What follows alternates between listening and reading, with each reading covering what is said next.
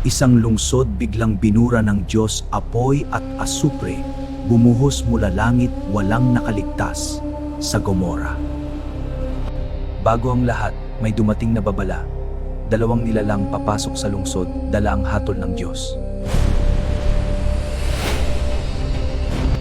Si Lot nakaupo sa talangkahan, nakita ang mga bisita, agad niyang naramdaman may kakaiba sa gabing iyon.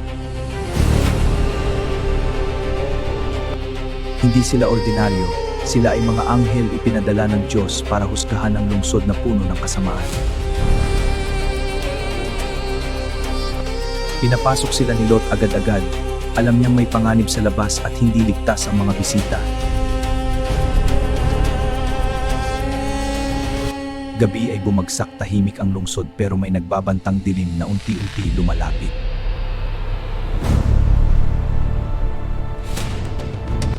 Isang galit na grupo pumalibot sa bahay, sumisigaw at kumakatok, ipinakita nila ang tunay na kasamaan. Hiniling nila ilabas ang bisita. Hindi nila alam ang hinahamon nila ay kapangyarihan ng Diyos. Lumabas si Lot, nag-iisang humarap sa galit ng lungsod, pilit niyang pinigilan ang kaguluhan. Sa desperasyon, nag-alok siya ng sariling pamilya, isang hakbang na nagpapakita ng panganib.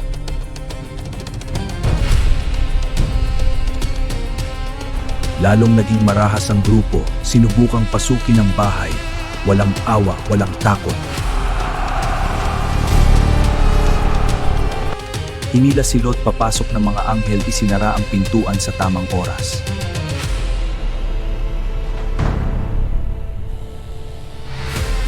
Biglang sumiklab ang matinding liwanag, ang buong grupo nabulag sa isang iglap.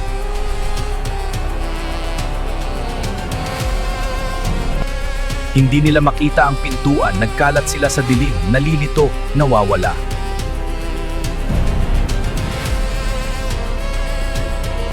Nagsalita ang mga anghel, kailangan nilang umalis dahil ang hatol ay paparating na.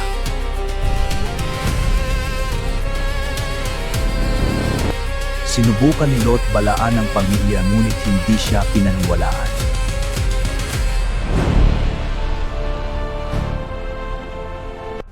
Tinawanan siya. Akala nila biro ang kanyang babala.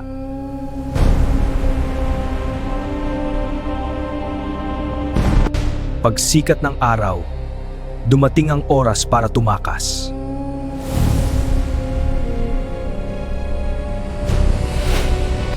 Hinila sila palabas ng mga anghel dahil sa awa ng Diyos.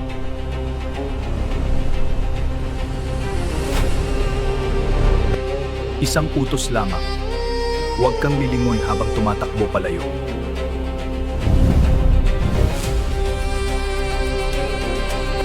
Tumatakbo sila palayo sa lungsod habang ang apoy bumabagsak mula langit.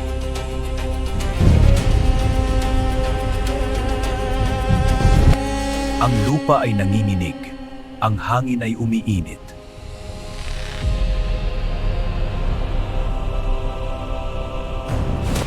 Ngunit may isang puso hindi makabitaw sa nakaraan.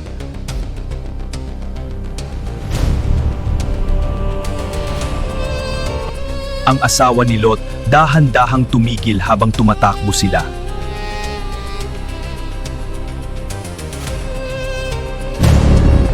Sa isang sandali siya ay tumigil at dahan-dahan lumingon pabalik sa lungsod.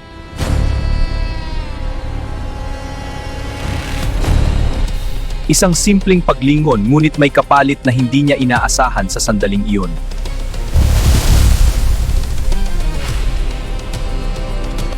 Bigla siyang tumigil, ang kanyang katawan naging matigas at tuluyang naging haliging asin.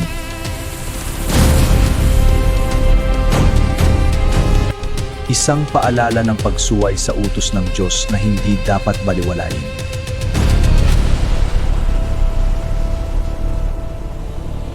Umakyat sila sa bundok upang makaligtas sa kapahamakan, iniwan ang lungsod na tuluyang nasira.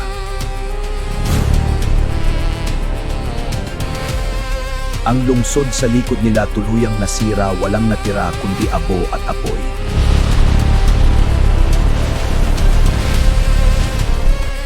Hindi na sila lumingon, patuloy silang tumakbo kahit iniwan ng kanilang mahal.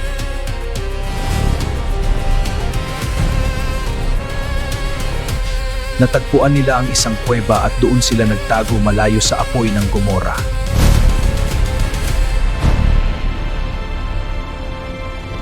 Sa loob ng kuweba, bumalot ang takot at lungkot matapos mawala ang kanilang tahanan. Si Lot tahimik na nakaupo, iniisip ang nangyari sa kanyang pamilya at sa lungsod.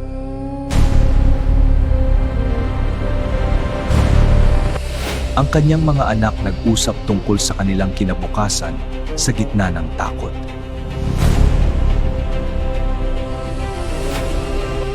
Naniniwala sila na wala nang natirang tao sa mundo matapos ang pagkawasak.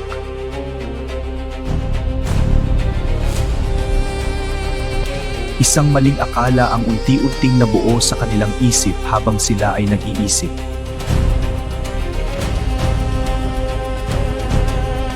Pinili nilang gumawa ng paraan upang magpatuloy kahit mali. Oo, pero alala nating magplano. Kakayanin natin. Isang desisyon na magbabago sa kanilang buhay at sa susunod na henerasyon.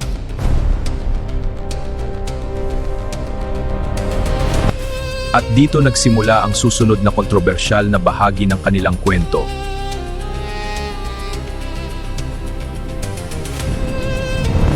Sa loob ng kuweba, nag-usap ang magkapatid habang si Lot nagpapahinga sa likod.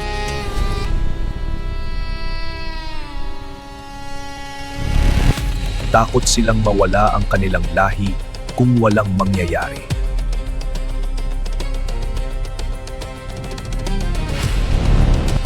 Naniniwala sila na wala nang natirang tao sa mundo matapos ang pagkawasak. Wala na tayong kasama. Paano tayo? Takot ako. Isang plano ang kanilang naisip upang magpatuloy ang kanilang pamilya.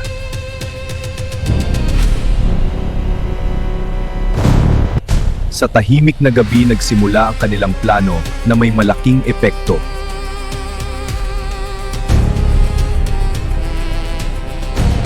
Isang hakbang na hindi pangkaraniwan, ngunit para sa kanila ito ang tanging paraan.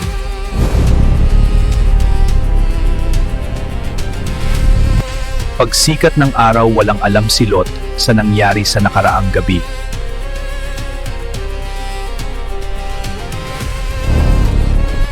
Nagpatuloy ang kanilang plano, dala ang paniniwala na tama ang kanilang ginagawa.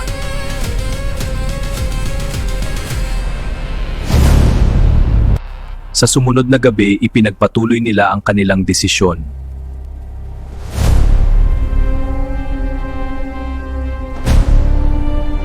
Muli si Lot ay walang kamalay-malay sa nangyayari sa paligid.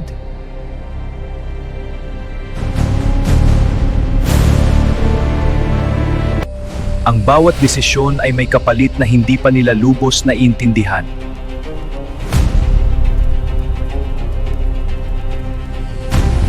Dumating ang umaga at muling bumalik ang katahimikan sa loob ng kuweba.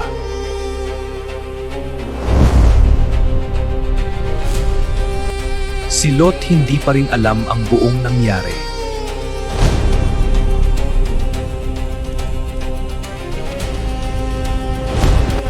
Ang kanilang desisyon ay nagsimulang magbunga ng hindi inaasahan.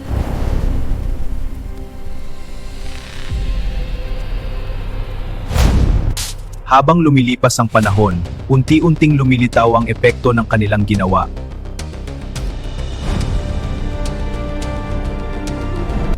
Napansin nila ang pagbabago sa kanilang sarili.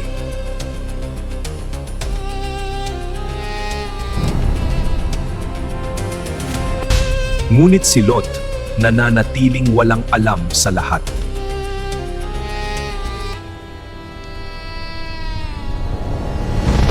Isang bagong yugto ang nagsimula mula sa kanilang desisyon.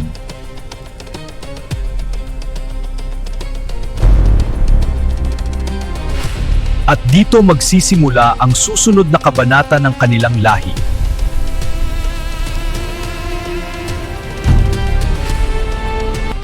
Lumabas sila sa kuweba, dala ang bagong simula sa gitna ng malawak na disyerto.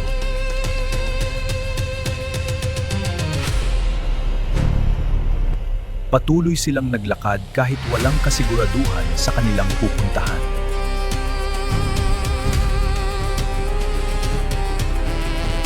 Ang magkapatid nagtulungan sa pagharap sa bagong yugto ng kanilang buhay.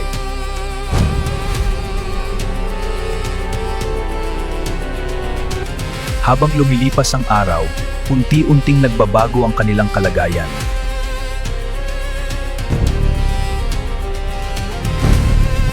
Lumabas ang resulta ng kanilang desisyon na magbabago sa kasaysayan.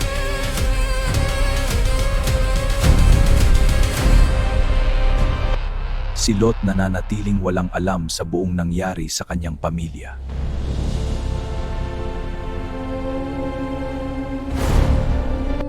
Dumating ang oras ng unang kapanganakan sa gitna ng disyerto.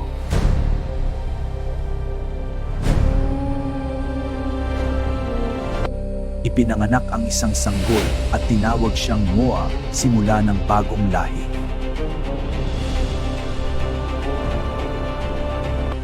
Ang batang ito magiging simula ng isang bansa sa hinaharap.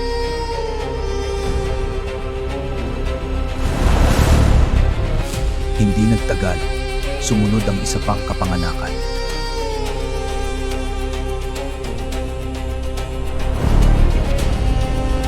Ipinanganak ang isa pang bata at tinawag siyang Amon.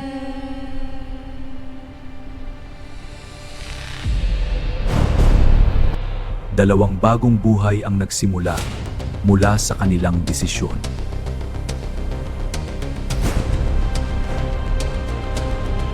Sa gitna ng disyerto nagsimula ang bagong henerasyon.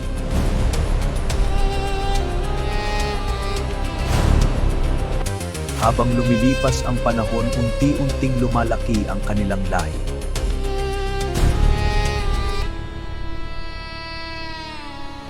Si Moab at Ammon magiging pinagmulan ng dalawang bansa.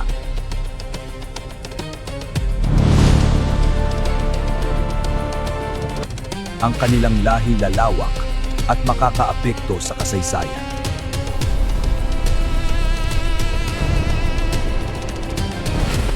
Mula sa kanila, mabubuo ang mga bansa sa hinaharap.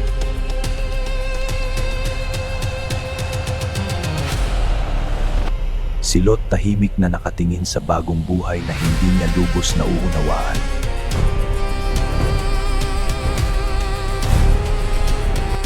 Ang kanilang kwento ay naging bahagi ng mas malaking kasaysayan.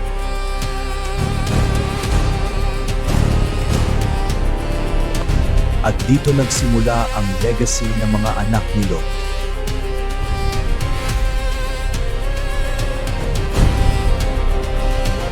Habang lumilipas ang panahon, unti-unting nabuo ang mga tribo mula sa kanilang lahi.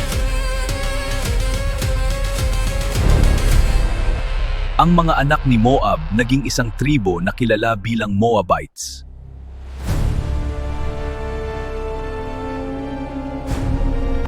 Ang mga anak ni Ammon naging isa ring tribo na tinawag na Ammonites.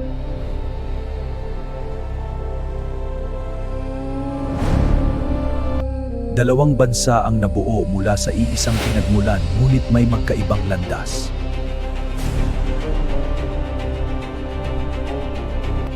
Ang kanilang lupain naging bahagi ng sinaunang kasaysayan ng Gitnang Silangan.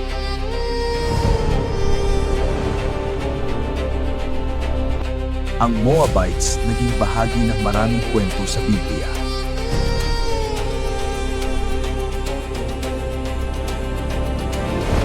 Ang Ammonites nagkaroon din ng mahalagang papel sa kasaysayan.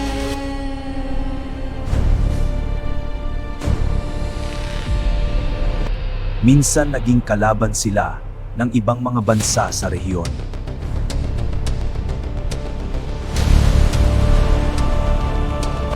Minsan naman nagkaroon ng ugnayan at pakikipag-ugnayan sa ibang tribo. Ang ating mga landas ay magkakaugnay. Ang kanilang kwento patuloy na nakaapekto sa daloy ng kasaysayan.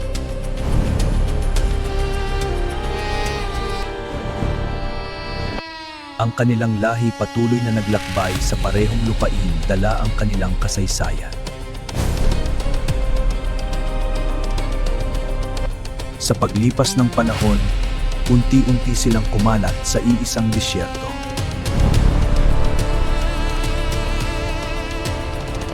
Ang bawat henerasyon nagdala ng bagong yugto ngunit iisang pinagmulan.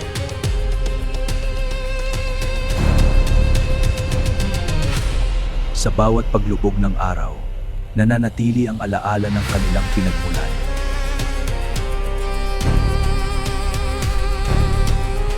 Lahat ay nagsimula sa isang desisyon sa loob ng kuweba.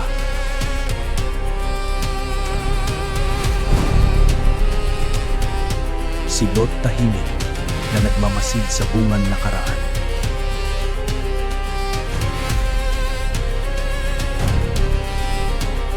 Ang kanilang kwento patuloy na nabubuhay sa bawat henerasyon.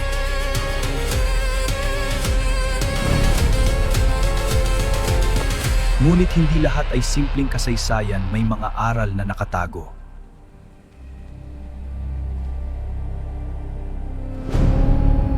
Ang kanilang kwento may dalang babala para sa susunod na henerasyon.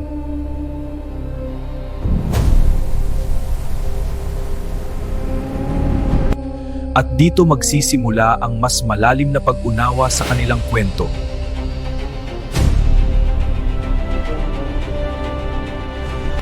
Hindi lamang ito simpleng kasaysayan, kundi isang babala.